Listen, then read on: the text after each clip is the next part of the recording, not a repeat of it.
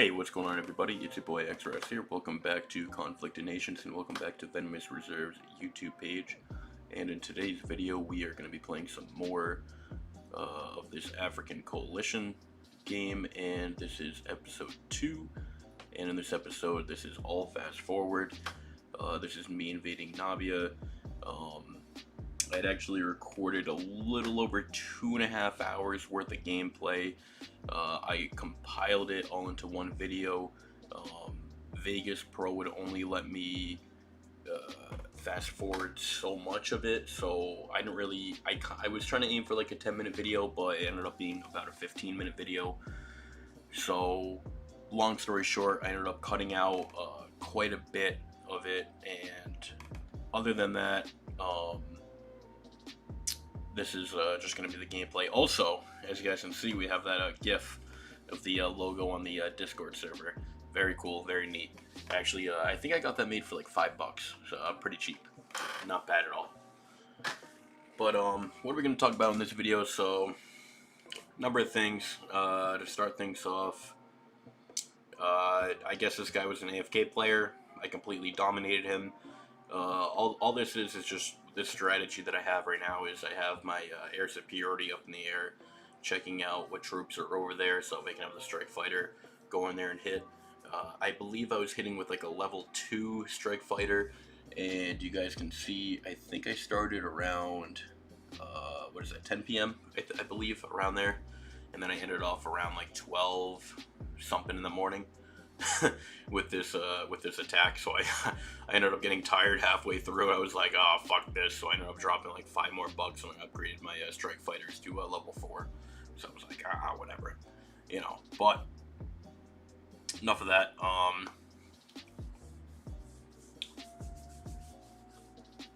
Excuse me for scratching my poison ivy. I know I'm not supposed to scratch it. I gotta put my calamine lotion on. Anyways, I do landscaping myself for work, so always fun on a hot day to wear shorts, and then you find out that you have to go through the woods and you get poison ivy all over your legs. Oh, best thing ever. I just got rid of my poison ivy, and I just got it right back. Had it for like, I don't know, like 2 or 3 weeks. Pretty crazy, because I just keep scratching the hell out of it. So anyways, enough about the poison ivy talk. Back into the video. Some things I did want to note for like future reference. You guys can expect more of these kind of videos. If you guys want less commentating and just music in the background, I can do that too.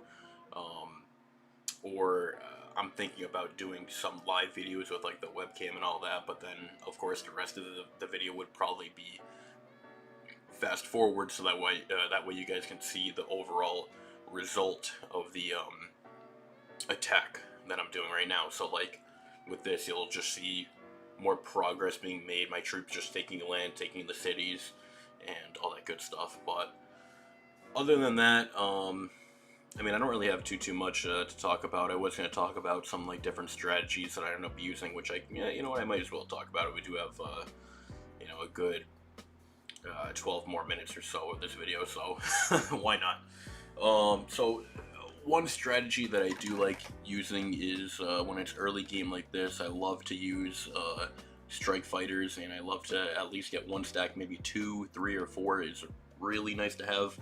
When it's early game like this, there's not a whole lot of people with anti-air or SAM launchers or whatever the case might be, and strike fighters are pretty much the way to go, because they can, especially if they're at a high level, like a World War III apocalypse game mode like this, where you can pretty much abuse the system with, buying gold. Nothing wrong with that. But long story short, they're really powerful, very useful. Since I actually found this out myself, because I didn't really know too much about the game when I first started playing. But strike fighters, the reason I'm using those and not air superiorities is because strike fighters are meant for air to ground, and then air superiorities are meant for air to air combat, which new players don't really understand that, because you'll occasionally have the one player that has the air superiority and they'll just be attacking your troops, and it's doing more damage to the air superiority than it's doing to your actual troops that are on the ground. So that's something some people need to, understand. I believe the air superiority is actually pretty decent because it doesn't really take any damage when it gets into combat with like helicopter gunships or helicopter. What's the other one? Oh, attack helicopters. But I think it does take damage from elite helicopters, if I'm not mistaken. Because I think I had someone correct me on the forums about that, but I wasn't totally sure. But from my understanding, like the basic helicopters, they don't really take damage from that, but obviously they take damage, like a little bit of damage from strike fighters, and also air superiorities kill strike fighters, because strike fighters are, like I said, they're only made for air to ground and not air to air combat. But air superiorities are definitely the way to go to take out other, players' strike fighters, or to even take out their helicopters, because some people like to use helicopters in this game, which there's nothing wrong with that. I mean, I used to use helicopters here and there, but I just found it easier to have strike fighters. I think they're more powerful, at least from my experience. But I don't know, maybe I'll mess around in this game down the road and maybe get some helicopters or something. But something I do want to note in this game is I do plan on building up a navy. I'm not sure when exactly, maybe after I take Mozambique and possibly Kenya out, or not Kenya. Is Kenya above Mozambique? I'm trying to remember off the top of my head. Oh, yeah, there we go. Yep, Kenya. Yeah, I'll probably take out Kenya too then. And then if Egypt doesn't take Ethiopia, then I'll probably take Ethiopia too, and I'll also take Madagascar. And then after that, I could push into the Middle East with Saudi Arabia, or maybe Asia, or even I could probably even push into South America and start hitting the Americas early on, like probably around like day, I don't know, like 10-ish or day 15, because I should have the majority of this land by then, because I might not even work today. I don't even know. And the reason behind that is because it might thunderstorm, and my boss doesn't really want to work in the rain with mulch, because it'll just be a shit show, so to speak. So I don't know, we'll see. But after I'm done recording this video, I'm actually going to render it and upload it this morning. And I'm also going to, if I don't end up working, I'm probably going to end up invading. Excuse me, raiding. I've been playing a lot of Rust recently on console since it dropped. Which you guys can actually expect a lot of content, a lot of Rust console content coming out very soon. The server wipe, I believe, supposedly should be this Thursday. So myself and my friends that I play with on Xbox, we will be grinding the hell out of that. And we're on this one server where we have a good amount of allies, but at the same time we have a lot of enemies too. There's this one team called the UK. It's just mostly it's a North American server too. It doesn't make sense to me, but apparently there's United Kingdom, like all like European players that play on that server are in that big team. It's like a 20-man team. Like people from Australia and the UK are on the same team over there, and they say, oh, we own this island, da da da da, this and that, or oh, we own this server, da da da da da. You know what I mean? It's just like, what? It's like, no. I mean, I joined this server 2 weeks late, and I have all the blueprints.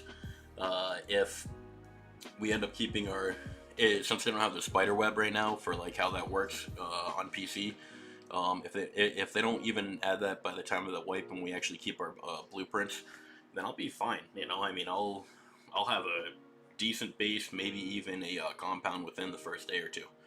And I do have a couple of ideas where I want to build, but I might build in the snow biome because it's relatively flat over there, but at the same time it's pretty cold, so I'll have to worry about wearing certain clothing and all that good stuff. But I don't know, I'll see what I end up doing. But enough about Rust.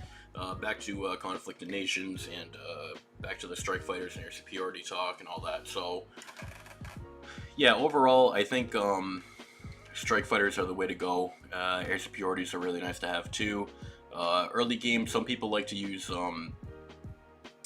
National Guard, which you only need a recruiting office to make. You don't even need an army base. I mean, National Guard's pretty good to have to either keep in cities if someone's invading you, or two, to just, you know, take land like I'm doing with my motorized infantry right now. Because usually motorized infantry is, you know, some people mostly use it for combat early in game, but then that's how they die off, and then you have to worry about rebuilding up all your, you know, your troops just to hit another person. But if you have air support like I'm doing right now, then, you know, it's a lot easier to invade people. Plus, if you have your air superiority up, you always want to check their capital first, so that way if they end up sending theirs up, then you're going to want to, you know, obviously take it out, and then potentially maybe have a second one or a third one, so that way it's the stack, you have a bigger stack and it'll be more powerful. And the max amount of fighters or air superiorities that you can have per stack is 5, and if you have more, it'll make the stack slower when it's in the air, and it'll make it less powerful, so to speak. Like, it won't do more attack damage. It'll take more. It'll take more, like on like the defensive perspective. It'll take more damage because it's too big of a stack. You know what I mean? So 5 is the cap. Some people love to, you know, like do like 6, 7, 8, 9, 10 in their stacks because they see, oh, more health, this and that. But overall, it's just like, yeah, it has more health, but the attack for it goes way down. So you don't want that. So you want to have, you know, different stacks. But as you guys saw right there, I was speeding up the strike fighters to level 4, I believe. But as far as National Guard, I don't really know. I mean, I use them here and there, not too often, that much. But as far as having a Navy later on in game, I would like to say I want to do subs, but I'm not sure if I even want to do subs, because I mean, they're kind of useful, kind of not, because they have such low health. Corvettes are okay, but only for like shallow. But since I'm planning on going overseas to either Africa or Asia, I think I'm going to go with at least 1 frigate, so that way I have some sort of air defense. Maybe a cruiser, and maybe either 2 cruisers and then 2 destroyers, or I could do 3 destroyers, 1 cruiser, and 1 frigate, just to have something different. Also, aircraft carriers, you don't really need them in this game. It's just more of a flex, because then you also have to research like not a naval unit, but you have to research a air superiority, and then you also have to research strike fighter that go on the aircraft carrier, because the basic ones don't go on the aircraft carrier. So it's kind of like, you know, aircraft carriers are literally just a flex on people. But other than that, that's pretty much what I have planned. You know, I'm gonna end up making a Navy, probably build up my Air Force a little bit more, build up some troops.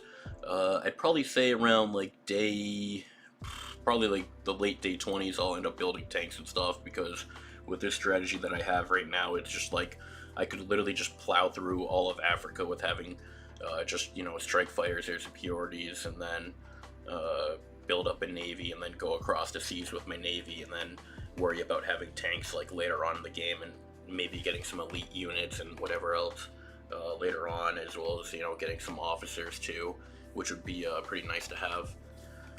But yeah, other than that, that's about it for this video. We're getting towards the end of the video right now. I hope you all enjoyed the video. I didn't really expect myself to, you know, ramble on for 15 minutes. That actually went by pretty fast, I'm not gonna lie. I was expecting only to talk for like maybe like 5-6 minutes, and then just, you know, do music for the rest of the video. But let me know what you guys think in the comment section below, if I should continue to do these commentaries over the videos, or if I should just do music, or what the case will be. And also, it's all, you know, non-copyrighted music too, for the background music, so to speak. But I end up wrapping up the video around here, and I'll see you in tomorrow's video, and I'll be invading Namibia, and you'll get an update of the team's progress. I'll see you all later. Have a great day. Peace.